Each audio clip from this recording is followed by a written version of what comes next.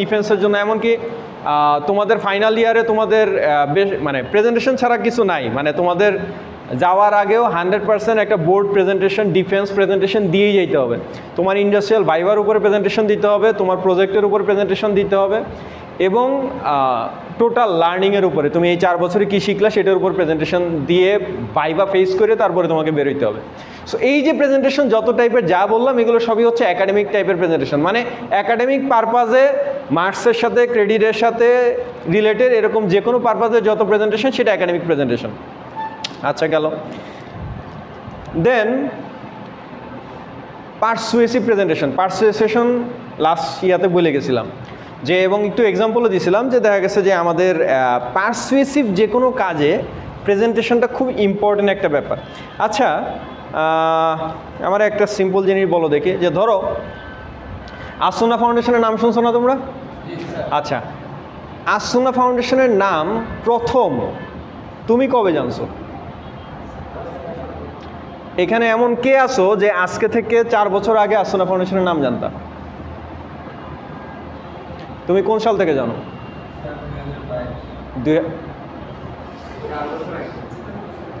মানে আজকে থেকে 4 বছর আগ থেকে আসুনা ফাউন্ডেশনকে চিনো? বেশি না, মাত্র 1 বছর। হ্যাঁ, এমন তো না যে 1 বছর আগে তোমরা ছিলাই না বা তোমরা পৃথিবীতে তখন কিছু বুঝতা না, এমন তো না। বাট চিন্তা, এটাই বাস্তবতা। অথচ তখন কি আসুনা ফাউন্ডেশন ছিল না? 100% ছিল। আসুনা ফাউন্ডেশন প্রায় 1 যুগ হয়ে যাচ্ছে। সো তাহলে, এবং ব্যাপারটা এইটা না যে তোমাদের তখন বয়স কম ছিল এই কারণে তোমরা চিনো নাই, বাংলাদেশের ম্যাক্সিমাম মানুষের জন্য তাই সত্য। বাংলাদেশের ম্যাক্সিমাম মানুষই আজকে থেকে 4-5 বছর আগে আসুনা ফাউন্ডেশনকে খুব কম মানুষই চিনতো না। এই যে এর মধ্যে যে চিনলো, এই ম্যাক্সিমাম মানুষ এর মধ্যে যে চিনে ফেললো, এই চেনাটার কারণ কি? দাঁড়াও, এই কারণটা বলার আগে আরেকটা জিনিস, তার মানে বাংলাদেশে কি ফাউন্ডেশন আর নাই? বাংলাদেশ হচ্ছে সেই দেশ যেই দেশে ফাউন্ডেশনের সংখ্যা কত এটা কারো জানা নাই। এখানে আসলে অনেক কিছুই কারো জানা নাই। এখানে আসলে কোচিং সেন্টারের সংখ্যা কত কারো জানা নাই। এখানে টেক্সটাইল ইন্ডাস্ট্রি, এই দেশ টেক্সটাইল ইন্ডাস্ট্রির উপরেই চলে, টেক্সটাইল ইন্ডাস্ট্রির সংখ্যা কত কারো জানা নাই। নিট ফ্যাক্টরি কত জানা নাই, স্পিনিং ফ্যাক্টরি কয়টা জানা নাই, কমপ্লায়েন্ট ফ্যাক্টরি কয়টা জানা নাই, এক্সপোর্ট ওরিয়েন্টেড ফ্যাক্টরি কয়টা জানা নাই, সাবকন্ট্রাক্ট ফ্যাক্টরি কয়টা জানা নাই। আমরা আসলে কি জানি না তাও আমাদের জানা নাই, জাতীয়ভাবেও নাই আর ব্যক্তিগতভাবেও নাই। জানি না জাতি, তার চেয়ে বড় কথা হচ্ছে জানতে চাই না জাতি। আচ্ছা, সো বিষয়টা যেটা সেটা হলো, বললাম যে এই যে গত 4-5 বছরে সবাই জেনে ফেলছে মোটামুটি। কিভাবে জানলো? জানার প্রকরণটা কি ছিল? তার মানে আগে কার্যক্রম ছিল না?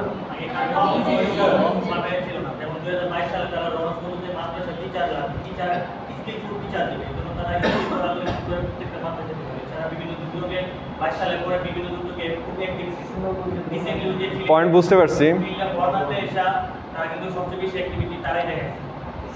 এই যে এইটা তুমি জানলা কিভাবে?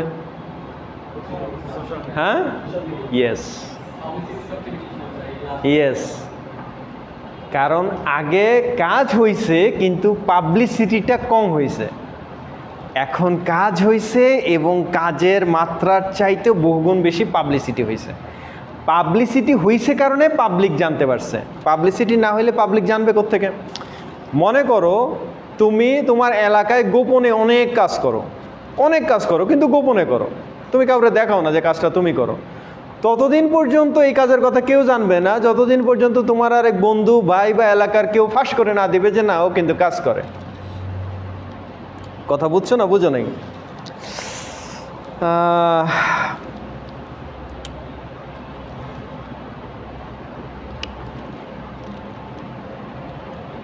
আলী রাদিয়াল্লাহু তাআলা আনহু উনি যখন মারা গেছেন,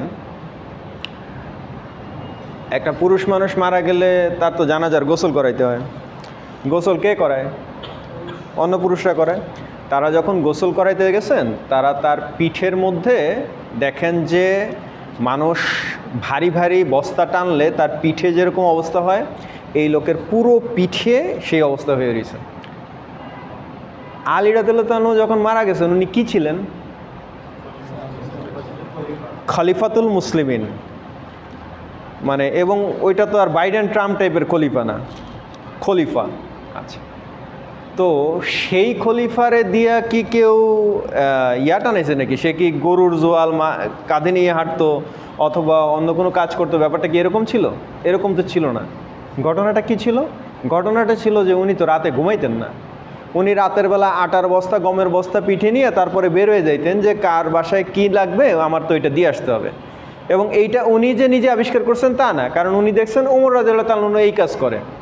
ওমর রাদিয়াল্লাহু তাআলা রাতের বেলা চাইলে ওই তাহাজ্জুদ পড়ে কাটা যেতে পারতেন যে অর্ধেক রাত ঘুমাবো আর অর্ধেক রাত ইবাদত বন্দেগী করবো, দিনের বেলা দেখবো কার কি সমস্যা হয়। উনি চিন্তা করতেন এই রাতের বেলা যদি কেউ না খায় মারা যায়, ওইটা আমি ওমর কীভাবে জবাব দিব। সে চিন্তা করতো যে ফোরাতের তীরে একটা কুকুর মারা গেলে আমারে জবাব দিতে হবে, আর মানুষ মরলে আল্লাহ আমারে কি করবে তার তো খবর নাই।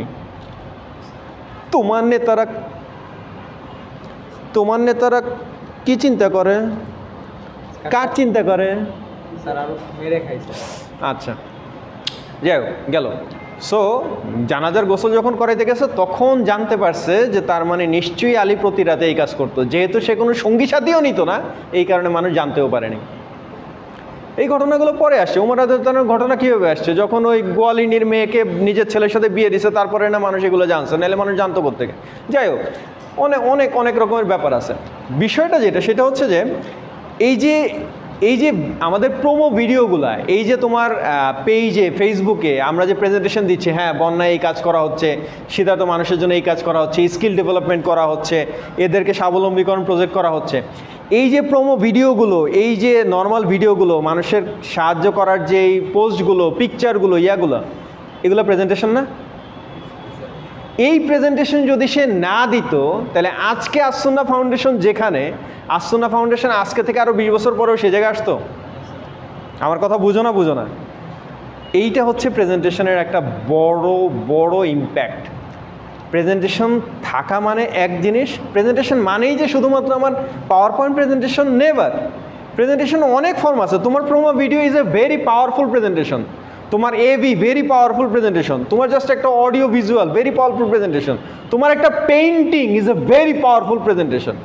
সো এগুলো, আরে জয়নুল আবেদিন ও বিখ্যাত হয়ে গেছে, ও কি মুখে ভাষণ দিছে, ওর ব্যাখ্যা করছে নাকি ওর দুর্ভিক্ষের ছবি কাউরে ব্যাখ্যা করে বুঝাইতে হয়েছে যে আমি কি বুঝাইতে চাইছি? না তো, মানে itself very powerful. So persuasive presentation মানে হচ্ছে যে তুমি যখন যেই পারপাসটাতে মানুষকে কনভিন্স করতে যাচ্ছ, মোটিভেট করতে যাচ্ছ, ইন্সপায়ার করতে যাচ্ছ, সেই জায়গাটাতে যখন তুমি একটা স্পেসিফিক ডিরেকশনে, স্পেসিফিক পারপাসে যখন তুমি তাদের মধ্যে একটা ভ্যালু ক্রিয়েট করতে পারছো, সেটা হচ্ছে পারসুয়েসিভ প্রেজেন্টেশন। আচ্ছা, আরেক টাইপের প্রেজেন্টেশন হচ্ছে ইনস্ট্রাকশনাল প্রেজেন্টেশন। এই প্রেজেন্টেশনগুলো হচ্ছে কি, সে ফর এক্সাম্পল আমরা যখন ফ্যাকাল্টিদের জন্য ট্রেনিং নিই, ফ্যাকাল্টিদের জন্য curriculum training, classroom teaching, learning training, নিজেদের ইউনিভার্সিটিতে হোক বাইরের ইউনিভার্সিটিতে গেস্ট স্পিকার হিসেবে গিয়ে ওই ফ্যাকাল্টি লেভেলের ট্রেনিং, টিওটি ট্রেনিং, এগুলোকে বলা হয় ট্রেনিং অফ টিচার্স। সো এই টিওটি প্রোগ্রামে আমরা যখনই কোনো ট্রেনিং নিচ্ছি, এই যে জিনিসগুলো, এগুলো হচ্ছে বেসিক্যালি ইনস্ট্রাকশনাল প্রেজেন্টেশন। আবার তোমাদের এইখানেও টিচাররা ল্যাব ক্লাসে যে প্রেজেন্টেশনগুলো হয়, এগুলো হচ্ছে ইনস্ট্রাকশনাল প্রেজেন্টেশন, কারণ ওইখানে ডেমনস্ট্রেশন বেসিসে তোমাকে দেখাতে হচ্ছে এই মেশিনটা এইভাবে কাজ করে, এইভাবে অন করে, এইভাবে ক্লোজ করে, এইভাবে অপারেট করে, এই যে জানে। ল্যাব টিচার থাকুক, ইনস্ট্রাক্টর থাকুক, অন্য কেউ থাকুক, যেই থাকুক না কেন, এমনকি টিচার হওয়া লাগবে তাও না। আজকে ও যদি ও ক্লাসে আসে নাই, ওকে জাস্ট বুঝাই দেয় যে এই মেশিনটা এইভাবে অপারেট করতে হয়, দ্যাট ওয়াজ ইনস্ট্রাকশনাল প্রেজেন্টেশন। তোমার ইনস্ট্রাকশনাল প্রেজেন্টেশন কত ভালো হয়েছে সেটা বোঝা যাবে এই মেয়েটা পরের দিন থেকে যদি নিজে থেকে কাজ করতে পারে, আর দ্বিতীয়বার তোমার ডাকতে না হয়, দেখতে না হয়, দ্যাট ইজ ওকে। যদি দেখতে হয়, তার মানে বোঝা গেছে যে ওই প্রেজেন্টেশনটা ভালো ছিল না, আবার আরেকজনের কাছ থেকে হেল্প নেওয়া লাগতেছে। মানে তুমি কাউকে একটা জিনিস বুঝাই দিলা, বুঝাই দেওয়ার পরে ওর যদি আরও 3 জনের কাছে ওইটা বুঝতে যাইতে হয়, তাহলে ঘটনাটা কি? প্রথমবার যে বুঝাইছে বুঝানো হয়েছে না। এইটা হচ্ছে সিম্পল মোটিভেশনাল বা ইন্সপাইরেশনাল প্রেজেন্টেশন।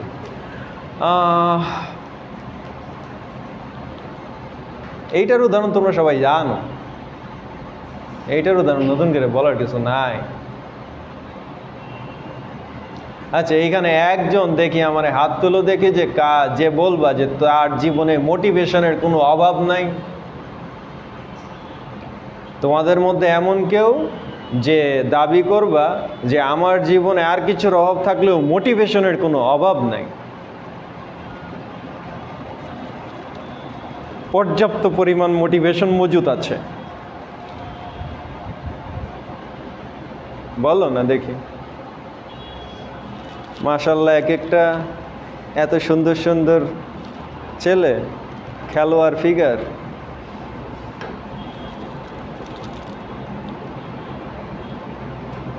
এবং তোমাদেরকে নিয়ে তো আমি ড্রামা শোর প্ল্যান করতেছি। সিরিয়াসলি, আর্ট অফ প্রেজেন্টেশনের উপর একটা ড্রামা হবে এবং তোমরা সেই ড্রামা, তোমরা স্ক্রিপ্ট রাইটার, তোমরা লিখবা, তোমরা ডিরেক্ট করবা, তোমরা প্রডিউস করবা, তোমরা মঞ্চায়ন করবা, তোমরাই অ্যাক্টর সিলেক্ট করবা, তোমরাই ইয়া করবা, সব কিছু, এভরিথিং। এইটা এই কোর্সের একটা প্রেজেন্টেশনের অংশ, মানে প্রেজেন্টেশনের উপরে presentation, drama presentation like this. আচ্ছা, ওইটা নিয়ে পরে কথা বলবো। যেটা বলতেছিলাম যে মোটিভেশন পর্যাপ্ত পরিমাণ আছে, মাশাআল্লাহ, একটা পাওয়া গেছে, শাবাশ। আচ্ছা বলো, তোমার পর্যাপ্ত পরিমাণ মোটিভেশনের টনিক কি? 3 শব্দে বলবা।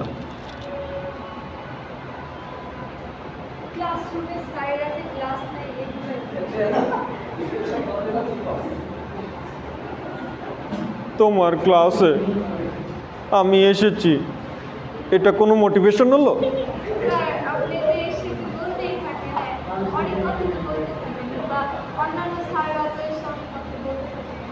অনেক কথা বলে এটা মোটিভেশন? আরে তুমি স্যারদেরকে ডিলিট করো। আমি বলছি যে আগে থেকেই তোমার জীবনে, স্যার বাদ, আগে থেকেই তোমার জীবনে পর্যাপ্ত মোটিভেশন মজুদ আছে, এরকম কিছু আছে কিনা? মনে করো পৃথিবীতে স্যার বলতে কোনো প্রজাতি নাই, এখন মানে তুমি কি মোটিভেশনে ফেরিওয়ালা স্যারদেরকে বানাই দিছো নাকি, যে স্যার আসবে মোটিভেশন দিবে, আবার স্যার আসবে মোটিভেশন দিবে, আর আমার মোটিভেশন মজুদ হইতে থাকবে এই? আচ্ছা, আর মোটিভেশনের খুব বেশি ঘাটতি আছে, এটা জিজ্ঞেস করবো না, এটা আমি জানি, সাইকোলজিক্যাল প্রবলেম বা এই ব্যারিয়ারে তো রাতে ঘুমাইতে পারে না। আচ্ছা, বিষয়টা যেটা, সেটা হচ্ছে যে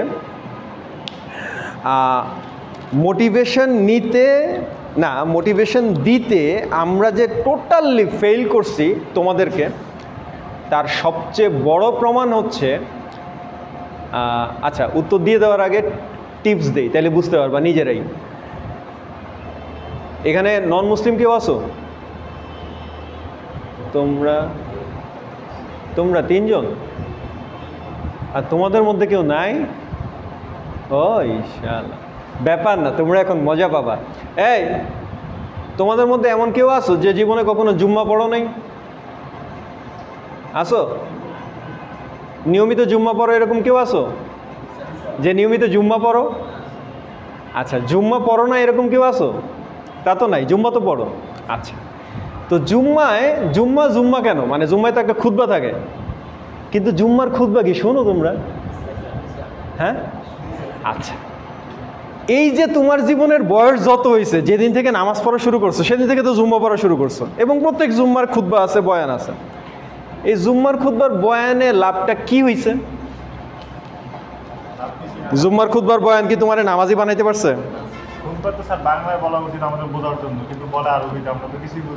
তোমার পুরা খুতবা আরবিতে বলে?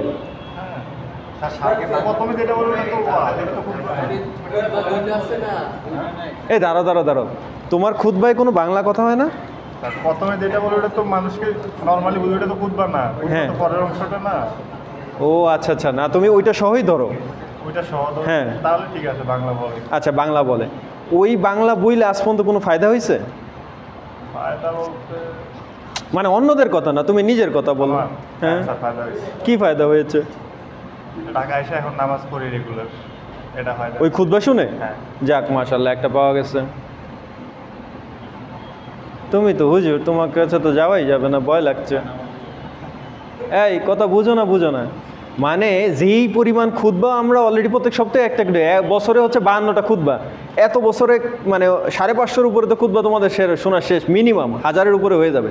তো এই 1000 খুতবা শুনে কাউরে যদি তুমি নামাজই না পড়াইতে পারলা, তার মানে কি বুঝতে হবে যে এই প্রত্যেক খুতবা যে মোটিভেশনাল প্রেজেন্টেশন, এই মোটিভেশনাল প্রেজেন্টেশনের আউটকাম কি? জিরো। সবার ক্ষেত্রে জিরো না, কিন্তু আমার জন্য জিরো। কারণ আমি এই এত জীবন ধরে খুতবা শুনছি, কিন্তু আমার তো কোনো চেঞ্জ আসে নাই, আমার তো কোনো লাভ হয় নাই। এইটা হচ্ছে আমাদের ব্যর্থতা, যে তোমাদেরকে ওই জায়গায় আমরা মোটিভেট করতে পারিনি। মাশাআল্লাহ, আজকে অবশ্য তোমাদের ব্যাচ থেকে কয়েকজন ছিল যারা জোহরের জামাতে ছিল। একজন তো নিয়মিতই থাকে মাশাআল্লাহ, আর বাকি আরও দুই একজন যোগ হয়েছে, আরও হবে। এইটা মানে কালচারের ব্যাপার তো। আস্তে আস্তে যখন তুমি দেখবা যে তুমি ছাড়া ক্লাসে সবাই চলে গেছে নামাজে, তখন তোমার একা থাকতে খারাপ লাগবে। আবার এখন যখন দেখো যে মাত্র 2-3টা গেছে, আমরা সবাই তো আগের মতোই সবাই একসাথেই আছি, তখন তোমার আবার যাইতে লজ্জা লাগবে। এই পুরোটাই কালচারের ব্যাপার। এনিওয়ে, সো মোটিভেশনাল প্রেজেন্টেশনের ব্যাপারটা হচ্ছে, যদি তুমি মোটিভেট করতে পারো তাইলে এটাকে মোটিভেশনাল প্রেজেন্টেশন বলা যাবে।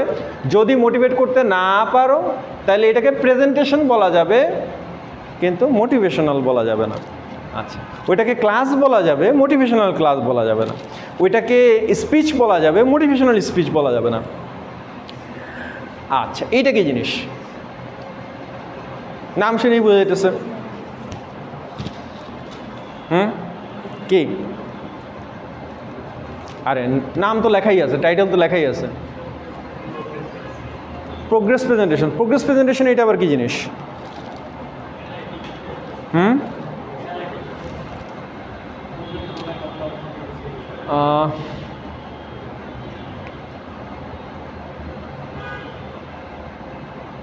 তোমাদের ছোটবেলায় তোমাদেরকে প্রোগ্রেস রিপোর্ট দিত না? দিত না? দিত না? প্রোগ্রেস রিপোর্ট বলতে কি বুঝাইতো? এটার প্রোগ্রেস রিপোর্ট কেন বলতো?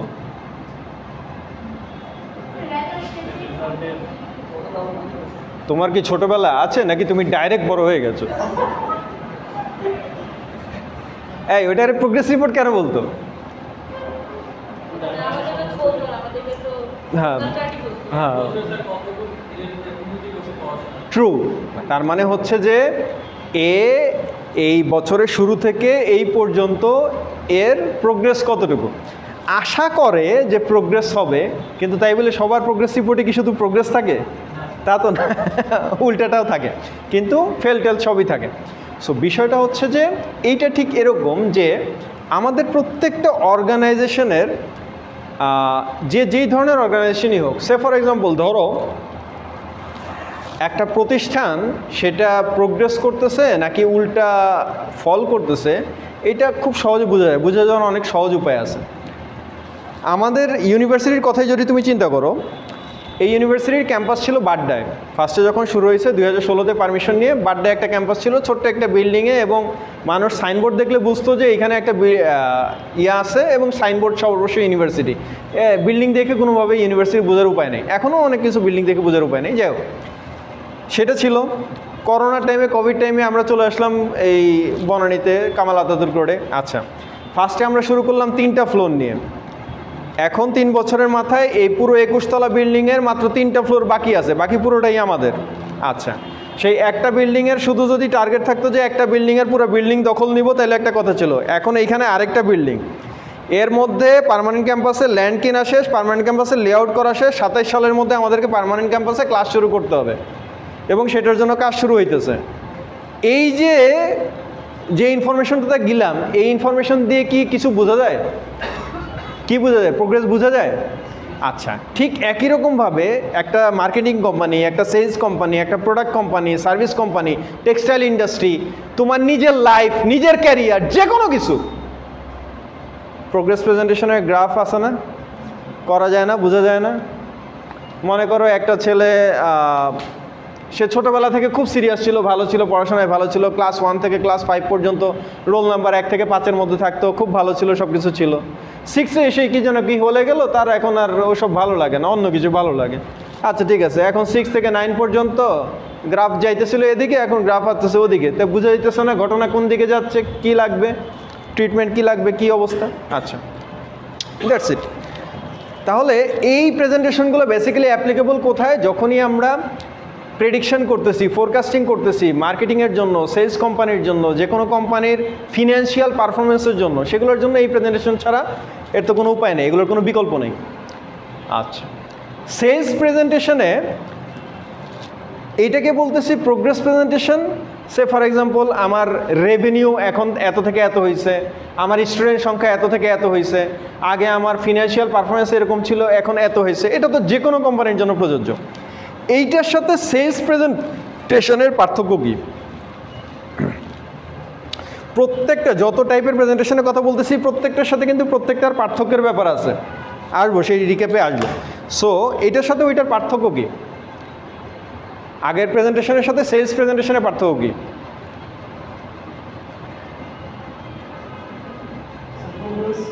হ্যাঁ, 100% রাইট। প্রথম কথা হচ্ছে যে পার্থক্য তো নামের মধ্যেই বলে দেওয়া। ওইটা হচ্ছে প্রোগ্রেস প্রেজেন্টেশন, ওইটা তো যে কোনো কিছুর জন্য প্রযোজ্য। আর এইটা হচ্ছে সেলস প্রেজেন্টেশন, এটা শুধুমাত্র সেলসের ডাটা। এটা শুধুমাত্র কিসের ডাটা? সেলসের ডাটা। আচ্ছা, এই ইউনিভার্সিটির জন্য সেলসের ডাটা কি?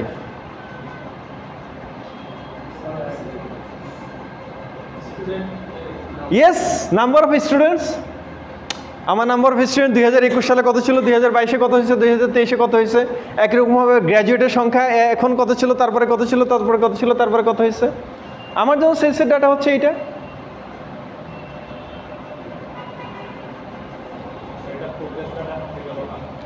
হ্যাঁ, অনেক জায়গায় তো মিলেই যাবে, মানে রেভিনিউর সাথে বা ইয়ার সাথে কিছু কিছু জায়গায় তো কমন মিলেই যাবে, ইন্টারসেক্ট হবে। আচ্ছা,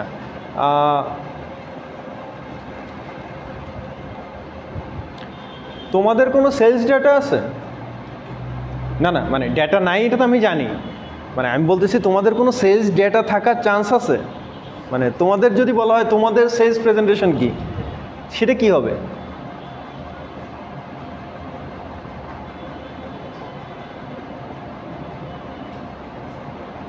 আমি তো কিছু সেলই করি না, তাহলে আমার আবার কিসের সেলস প্রেজেন্টেশন, কিসের সেলস ডেটা?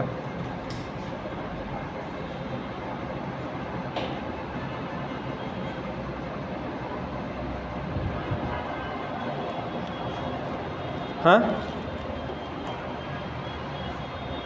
এটা আমি এখন বলে দিব না, এটা থাকবে। You have to find it out যে তোমাদের কোনো সেলস ডেটা হইতে পারে কিনা, বা হইলে তোমাদের জন্য তোমাদের সেলস ডেটা কি। হ্যাঁ, কি এটার মানে এইটার ডেটা কি হবে, ইনফরমেশন তুমি এটাকে গ্রাফে নিয়ে আসবা কীভাবে, প্রেজেন্টেশন নিয়ে আসবা কীভাবে?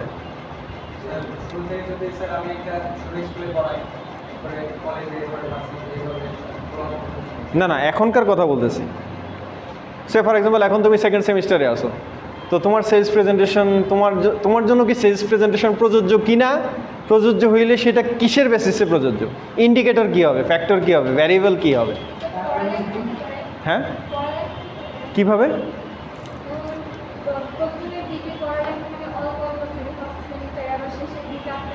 তাহলে এইটা সেলস হলো কীভাবে?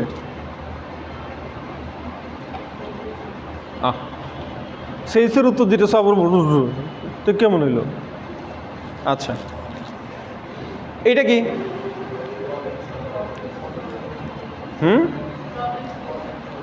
প্রবলেম সলভিং প্রেজেন্টেশন, ঠিক আছে। আচ্ছা,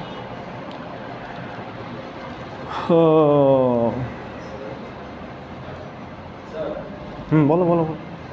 শরীর খারাপ, মাথা ব্যথা করতেছে, অথবা ফ্রেশ হওয়া লাগলে একটু মুখ টুক দিয়ে আসতে পারো, সমস্যা নেই। হ্যাঁ,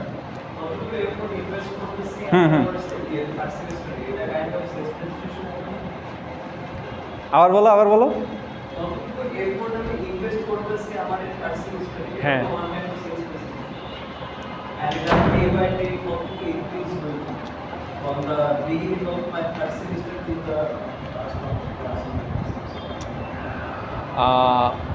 তোমার কনসেপ্টটা অনেকটা কাছাকাছি গেছে। জিনিসটা হচ্ছে তুমি যে ইফোর্টটা দিচ্ছ, আচ্ছা দাঁড়াও, সবার জন্য একদম সহজ করে বলি। তোমরা যে আজকে ইউনিভার্সিটিতে আসছো, এই ইউনিভার্সিটিতে আসার জন্য তোমাদেরকে কিছু স্যাক্রিফাইস করতে হয়েছে না? কি স্যাক্রিফাইস করতে হয়েছে? কিছু করতে হয়েছে? হ্যাঁ, ঘুম, হ্যাঁ, টাকা, সময়,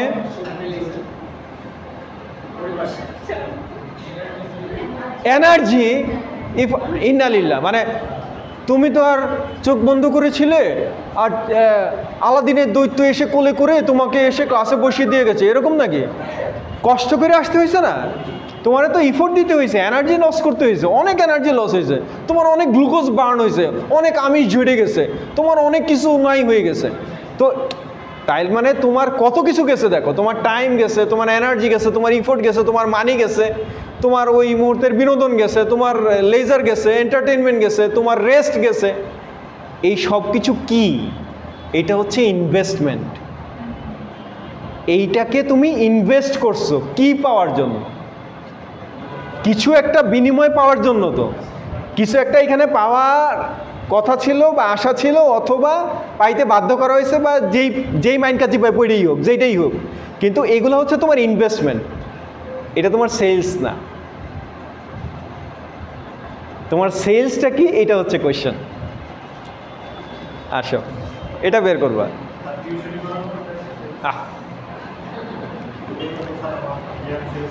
মানে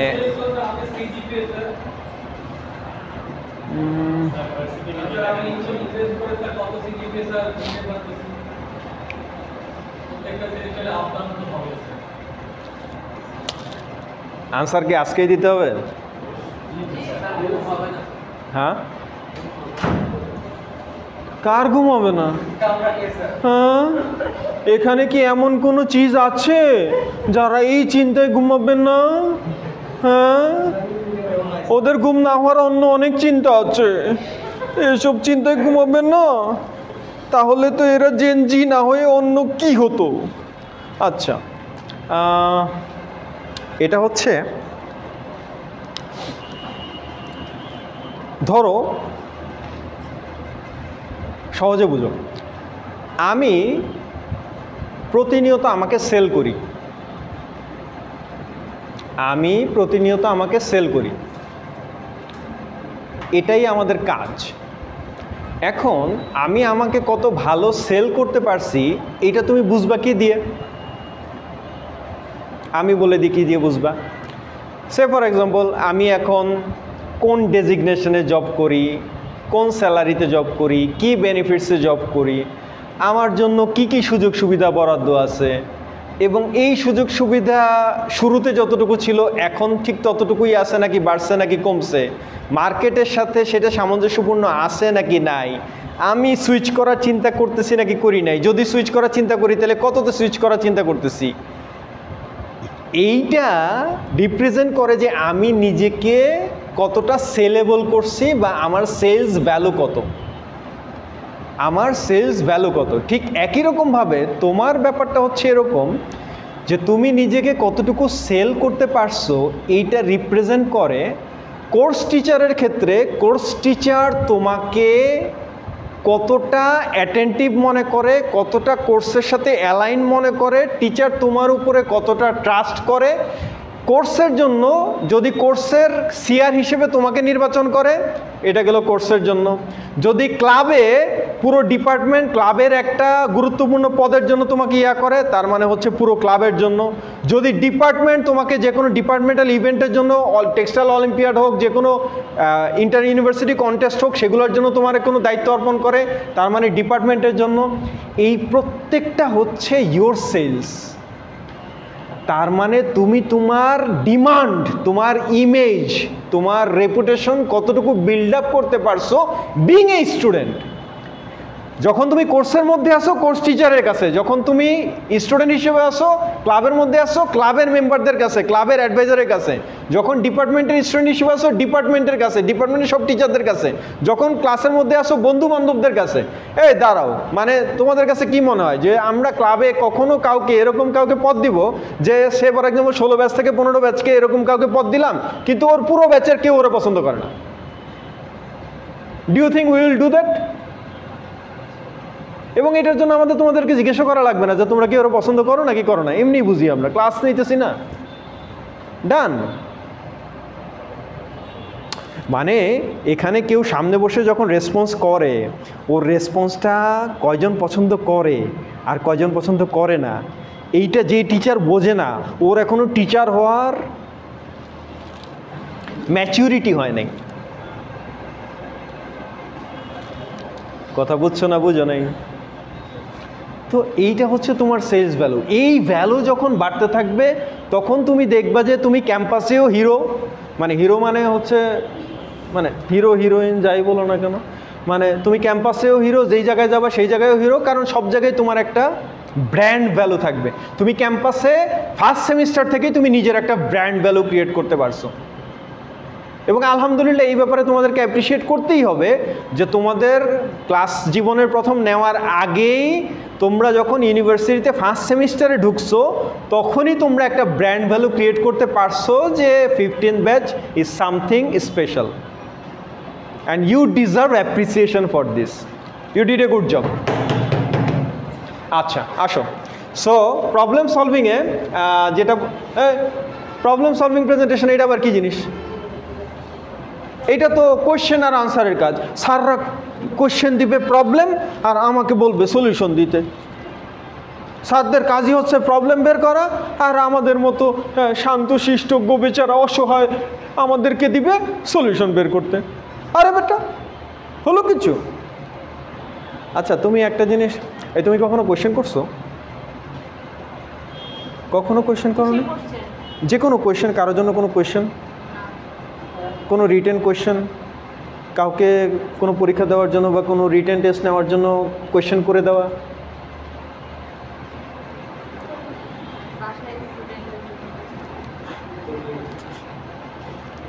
কবে করবা বলো? আজকে? আরে বলো কোয়েশ্চেন কবে করবা? আজকে করবা? আমাকে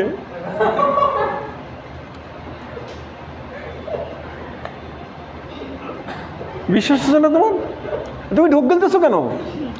তুমি আজকে রাতে একটা কোয়েশ্চেন করবা, 100 মার্কসের কোয়েশ্চেন, 10টা কোয়েশ্চেন দিবা, প্রত্যেকটাতে 10 মার্কস।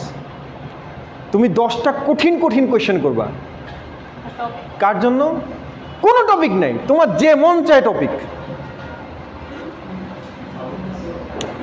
আরে তোমার স্বাধীনতা, তোমাকে স্বাধীনতা দেওয়া হয়েছে ফয়সাল স্যারকে কোয়েশ্চেন করার। তুমি ফয়সাল স্যারের কোয়েশ্চেন করবা, পৃথিবীর যেই টপিক মনে আসে সেই টপিকে কোয়েশ্চেন করবা। ওকে? ও তো ভয় পাইতেছে, অথচ এই মুহূর্তে কতজনের মাথায় যে কোয়েশ্চেন চলে আসছে, ওরা মনে করতেছে তুই ভয় পাসকে, তোর কোয়েশ্চেন তো আমি দিয়ে দিতেছে, দাঁড়া। মাইনকা চিপার কত কোয়েশ্চেন আমাদের মাথায় আছে তুই জানোস? আচ্ছা যাই হোক, ব্যাপার না। সো আসলে কোয়েশ্চেন দিবা কিন্তু আমাকে, ইমেল করে দিবা আমাকে রিটেন কোয়েশ্চেন। আচ্ছা, প্রবলেম সলভিং প্রেজেন্টেশন এটা কি? এটা হচ্ছে, আচ্ছা তোমরা একটা জিনিস বোঝো কি না, যে ধরো আমরা বলতে ধরো আমি তো এখনও অনেক ছোটোখাটো মানুষ, বাট যারাই যে কোনো অর্গানাইজেশন, যে কোনো প্রতিষ্ঠানের মিড লেভেল ম্যানেজমেন্ট থেকে টপ লেভেলের ম্যানেজমেন্টে যারাই থাকে, তাদের আসল কাজটা কি বলো দেখি?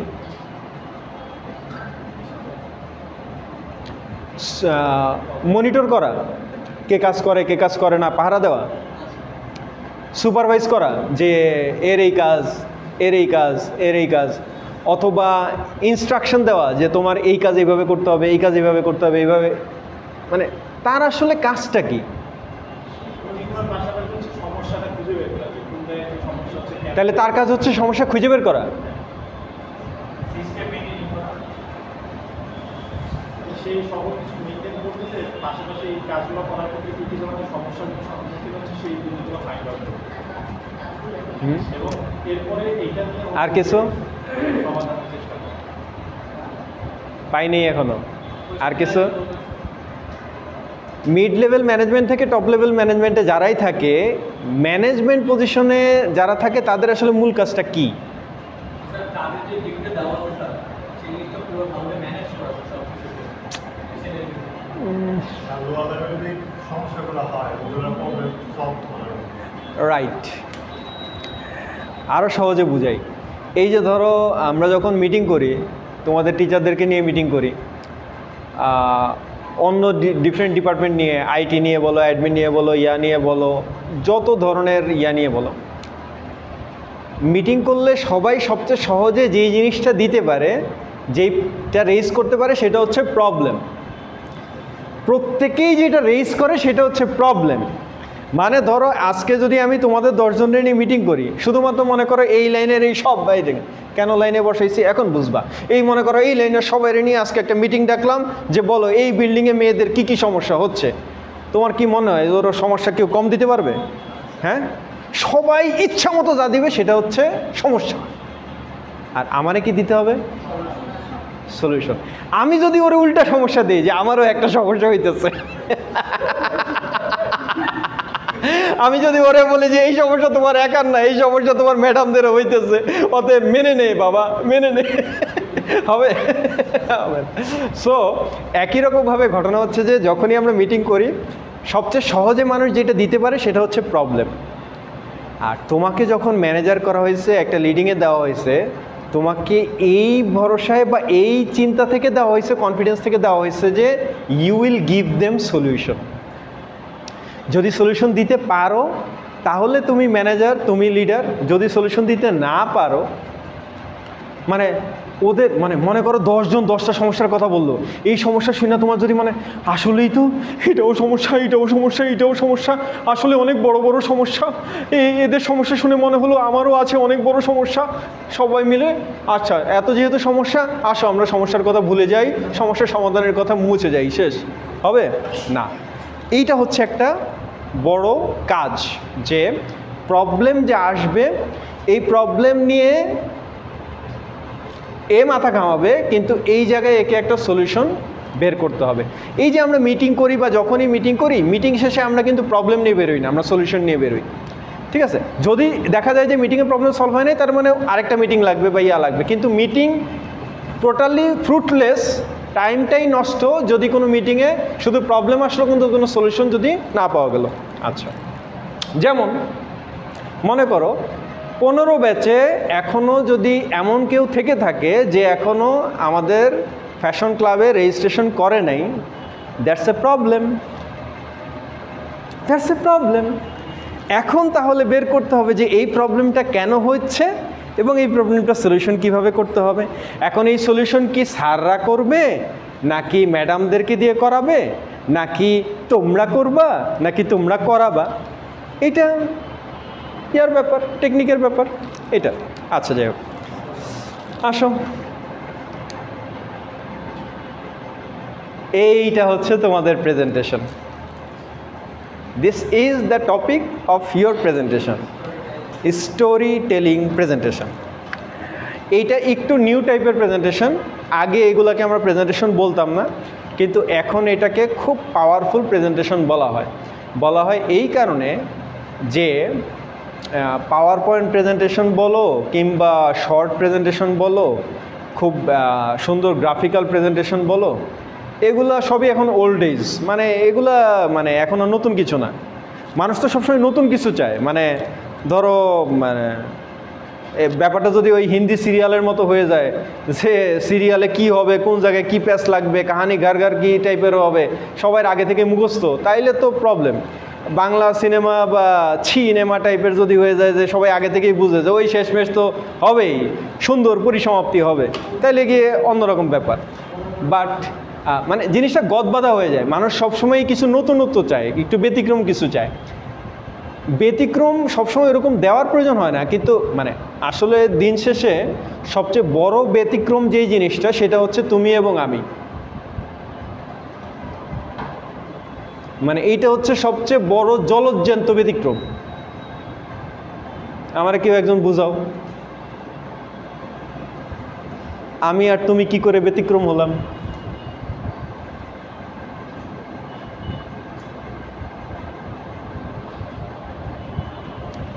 আমার মাঝে মাঝে মনে হয় যে আমার বাংলা কথা যখন তোমরা বুঝতে কষ্ট হয়, তখন মনে হয় যে আমি কি অ্যারাবিক অথবা ইংলিশ অথবা হিব্রু অথবা হিন্দি অথবা উর্দু কিছু একটা শুরু করবো কিনা। তোমরা বইলো যদি কোনো ভাষা বুঝতে সমস্যা হয়, আমি তো বাংলা মনে করেছিলাম তোমরা বাংলা ভালো বুঝবা, অন্য ভাষা লাগলে তা ইউজ করবো আর কি। বুঝাও না আমাকে একটু, তুমি কেন ব্যতিক্রম?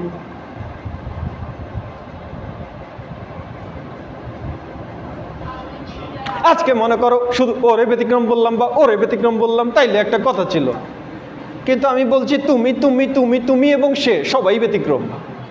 কিভাবে সম্ভব? এক একজনের ওরা রাইট, ঠিক আছে, কিন্তু তুমি একটু বেশি দূরে চলে গেছো।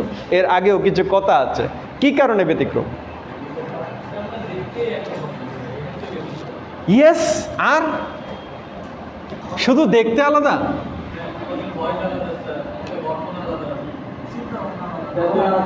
ইয়েস, কারণ আমরা আপাদমস্তক পুরোটাই আলাদা, কারণ আমরা আলাদা। এত সহজ আনসার, অথচ তাও মনে করে কঠিন প্রশ্ন করেছে স্যার। স্যাররা কঠিন কোয়েশ্চেন করে না, কিন্তু তোমরা জটিলভাবে চিন্তা করো দেখে উত্তর মেলে না। যেহেতু আমরা প্রত্যেকে আলাদা, আমাদের প্রত্যেকের চিন্তা ভাবনাই আলাদা, thought process, thinking process, psychological মানে ফ্লোচার্ট অর্ডারিংই আলাদা, লজিক্যাল রিজনিংই আলাদা। এই কারণে আমরা প্রত্যেকে ব্যতিক্রম, আল্লাহ বানাইছেই এভাবে। পৃথিবীতে 750 কোটি মানুষের কারো আই প্রিন্টের সাথে, ফুটপ্রিন্টের সাথে, থাম্বনেইলের ইয়ার সাথে কারো মিলবে না। প্রত্যেকের স্ক্যান আলাদা, বানানোই হয়েছে আলাদা। এই যে শুধু এইটা আলাদা, এটা শুধু এতটুকু পর্যন্ত আলাদা না, প্রত্যেকটা মানুষের স্টোরি আলাদা, প্রতিটা মানুষের জীবনের বাস্তবতা আলাদা।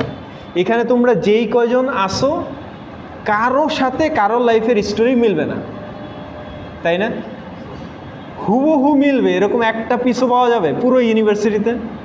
না।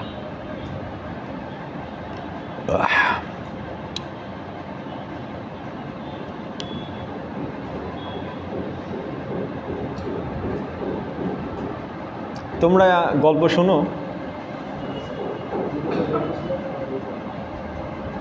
তোমরা গল্প বুঝো? শেষ কবে গল্প শুনছো বলো? মুভির কথা বলতেছি না, শেষ কবে তোমাদের কেউ কোনো গল্প শুনছো? হ্যাঁ,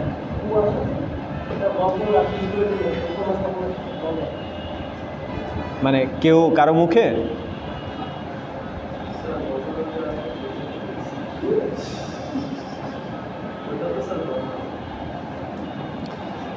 দেখ, যে কোনো গল্প মানে ওই বন্ধু বান্ধব মিলে চায়ের আড্ডা দিতে গিয়ে বা ইয়াখর থেকে যে গল্প, ওইটা ছাড়া আর কি। মানে প্রপার স্টোরি, মানে যেটাকে স্টোরি বলা যায় না, ফুল লাইফ স্টোরি হইতে হবে না, মানে অন্তত পক্ষে মনে করো অ্যাটলিস্ট 15 মিনিটের একটা গল্প, এবং মানে একটাই গল্প, মানে একটা টপিকেরই একটাই গল্প, অন্তত পক্ষে 15 মিনিট। দেখছো মজাটা কিরকম? মজাটা হচ্ছে মানে প্রথমবার শুই না এটা কোনো কোয়েশ্চেন হইলো যে গল্প মানে গল্পের মধ্যেই তো ডুবে আছি, সারাদিনই তো গল্প, সারা রাতই তো গল্প। কিন্তু আসলে গল্প আমরা শেষ কবে শুনছি ম্যাক্সিমাম ভুলেই গেছে, যে শেষ কবে আমরা গল্প শুনছি। আমি জানি না যে তোমাদেরকেও ছোটোবেলায় অ্যাটলিস্ট তোমাদের নানা দাদা তোমাদেরকে গল্প বলার সুযোগ পাইছে কিনা। ইভেন আমাকেও পায় নাই, মানে ইভেন আমি আমার ছেলেবেলায়ও পাই নাই যে নানি বা দাদি তারা ঠাকুরমার ঝুলি বা কোনো গল্প, জিনের গল্প, ভূতের গল্প বা কোনো কিছু গল্প বলার সুযোগ পাইছে, পায় নাই।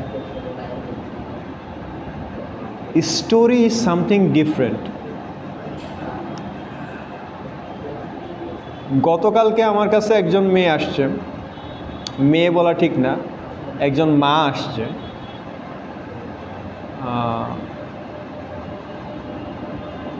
সে 3 দিন আগে বাংলাদেশে আসছে পাকিস্তান থেকে, 22 বছর পর। এর আগে আসছিল 22 বছর আগে, আর বাংলাদেশ থেকে চলে গেছিল 26 বছর আগে। এই 22 বছরে সে 5টা মেয়ের মা হয়েছে, তার মধ্যে তার একটা মেয়ে মারা গেছে, আর প্রত্যেকটা 4জন মেয়ে এবং তার যে টোটাল ট্র্যাজেডি, এই ট্র্যাজেডি আমি যদি শুধু লিখতে যাই এইটা আরেকটা ট্র্যাজেডিক উপন্যাস হবে, আর কিছু না।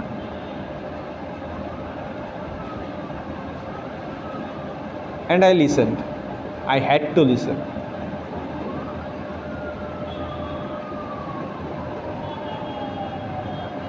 তোমাদের প্রত্যেকের জীবনেই কিছু কষ্ট আছে, এটা বাই ডিফল্ট থাকার কথা, থাকতেই হবে। কিছু কষ্ট থাকে শেয়ারেবল, শেয়ার করার মতো কমন, কিছু কষ্ট থাকে শেয়ার করার মতো না, এবং শেয়ার করতে ইচ্ছা হয় না, বা এগুলো মানুষ বুঝবে না, এবং সবার আসলে সেই ম্যাচুরিটিও নাই বোঝার মতো। এই কারণে ওগুলো শেয়ার না করাই ভালো, জায়গা মতো শেয়ার করা ভালো। সব কষ্ট সবাই সাথে কখনোই শেয়ার করতে হয় না, মানুষ মিসইউজ করে সেটা। মেয়েদেরকে বলতেছি, সব কষ্ট সবার সাথে শেয়ার করতে হয় না, মানুষ মিসইউজ করে। আচ্ছা, সো যেটা দরকার সেটা হচ্ছে যে তোমাদের স্টোরি টেলিং প্রেজেন্টেশন, এখানে আমি তোমাদের সুখের গল্পও আনতে বলতেছি না, দুঃখের গল্পও আনতে বলতেছি না, বাট খুব ইফেক্টিভ হবে আমাদের স্টোরি টেলিং প্রেজেন্টেশন যদি এটা তোমার রিয়েল লাইফের সাথে রিলেটেড কিছু হয়। মানে তোমাকে ধার করে কিছু আনতে হবে না, তোমার রিয়েল লাইফেই এমন অনেক গল্প আছে যেই গল্প থেকে আমাদের কারো না কারোর জন্য শেখার কিছু না কিছু আছে, কোনো না কোনো মেসেজ আছে। আমি কি বুঝাতে পারলাম কথা? তোমার গল্প থেকে আমার জন্য শেখার কিছু আছে। যদি শেখার কিছু থাকে তাহলে সেই গল্পটা সবারই জানা দরকার, দরকার না?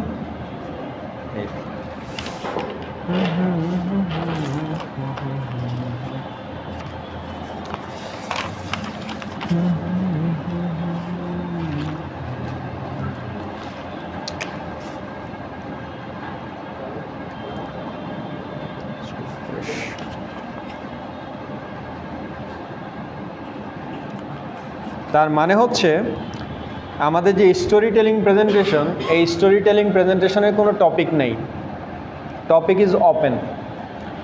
You will select your topic. তুমি যেই টপিক নিয়ে কথা বলতে চাও, যেই বিষয় নিয়ে কথা বলতে চাও, পুরো স্বাধীন।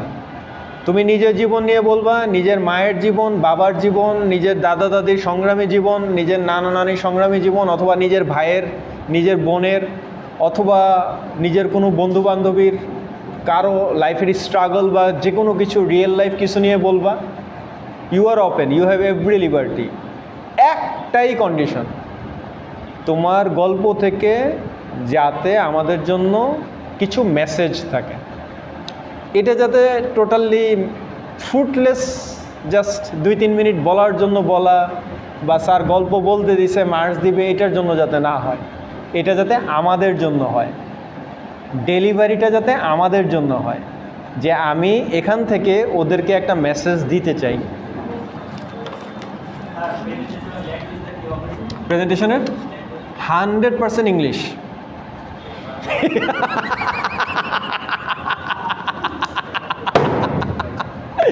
এই তো দিলেন স্যার সর্বনাশটা কইরে। আচ্ছা শোনো, প্রথম কথা হচ্ছে ইংলিশ ল্যাঙ্গুয়েজ কিন্তু আমরা যখন প্রথমবার করতাম তখন আমাদের জন্য আমরা এটারে শিখতাম যে একটা হচ্ছে mother language Bangla, foreign language ইংরেজি, ফার্স্ট ফরেন ল্যাঙ্গুয়েজ হিসেবে, ইন্টারন্যাশনাল ল্যাঙ্গুয়েজ হিসেবে ইংরেজি শিখতাম। এখন কিন্তু ইংলিশ ল্যাঙ্গুয়েজ আর ফরেন ল্যাঙ্গুয়েজ বলি না আমরা। ইংলিশ ল্যাঙ্গুয়েজ এখন তোমার মাদার ল্যাঙ্গুয়েজ প্যারালাল হচ্ছে ইংলিশ ল্যাঙ্গুয়েজ। কী কারণে? কারণ তোমার আশেপাশে তোমার এলাকায় এমন বহুত ইংলিশ মিডিয়াম স্কুল আছে, আর একদম বেসিক সত্যিকার অর্থে ইংলিশ মিডিয়াম স্কুল যেগুলো বাংলাদেশে এখন একটা বড় পার্সেন্ট, তোমাদের বয়সে একটা বড় পার্সেন্ট আছে যারা বাংলা কথা বুঝে না, বাংলায় কথা বলে না। ওরা হয় ইংরেজিতে কথা বলে, নাহলে হিন্দিতে কথা বলে। ওরা সারাদিন হিন্দি মুভি আর হিন্দি সিরিয়াল দেখে, তো ওদের মুখ থেকে বাংলাও আসে না, ইংরেজিও আসে না ওইটা। আর এর চেয়ে বড় পোর্শন হচ্ছে ইংরেজি, আর আমাদের মতো বড় পোর্শন, সবচেয়ে বড় পোর্শন যেটা আছে সেটা তো আছেই। সো আমাদের মিডিয়াম যেহেতু ইংলিশ, আমাদের গল্পটাও হবে ইংরেজিতে। কারণ গল্প যদি প্রেজেন্টেশন ইংরেজিতেই না বলি, আর্ট অফ প্রেজেন্টেশন, তাইলে আর প্র্যাকটিস করলাম কি, করলাম কি? তোমাদেরকে এত আগে বলে দিচ্ছি কি কারণে? এত আগে বলে দিচ্ছি এই কারণে যে তোমার গল্প আগে তুমি বাংলায় সাজাবা, বাংলায় গল্প রেডি করে ফেলবা, দরকার হলে গল্প লিখে ফেলবা, দরকার হলে গল্প রেকর্ড করে ফেলবা। এরপরে এইটাকে ইংরেজিতে কিভাবে সুন্দর করে সাবলীলভাবে তুমি প্রেজেন্ট করবা, সেটা রিহার্সাল শুরু করবা। Your rehearsal starts right from today, যে আমি গল্প বলবো কি, এবং সেই গল্পটা আমি ইংরেজিতে সবাই জন্য সহজভাবে, মানে এআই হেল্প নেওয়ারও দরকার নেই, গুগলকেও বলার দরকার নেই আমার ইংরেজি করে দাও, তুমি সিম্পল ইংরেজিতে, সিম্পল ল্যাঙ্গুয়েজে, যাতে তোমার গল্পটা সবাই বুঝে। কমপ্লিকেটেড করারও দরকার নেই, কোনো অ্যাবনর্মাল কিছু দেওয়ারও দরকার নেই, সিম্পল, মেক ইট সিম্পল, কিন্তু ইংরেজিতে তো হইতে হবে, বুঝছো না? তোমার লাইফে এর আগে তুমি কখনো ইংরেজিতে গল্প বলছো কাউরে? তো তাহলে তো এটা বলার সময় এখন বড় হয়েছো না, অনেক বড় হয়ে গেছে।